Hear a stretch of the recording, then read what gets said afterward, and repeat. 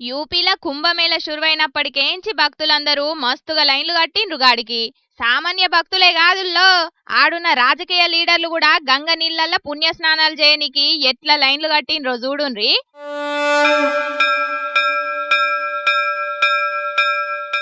ఇక cabinet meeting లో కదా మంత్రులందరూ కలిసి రాష్ట్రం గురించి చర్చలు పెట్టినట్టే మొత్తం ఒకటే మల్క రాష్ట్రంలో ఉన్న మంత్రులందరూ పోయి ఆడున్న మహాకుంభమేళల పుణ్య స్నానాలు చేసిండ్రు గిట్లా.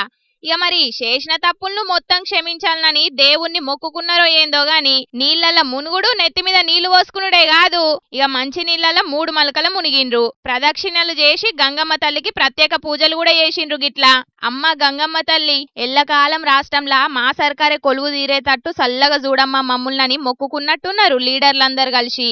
ఇక గీళ్లే కాదు, ముంగట కుంభమేళకు రాష్ట్రపతి ముర్ము, ప్రధాని మోదీ, కేంద్ర మంత్రి అమిత్ షా సార్ కూడా రాబోతున్నారట.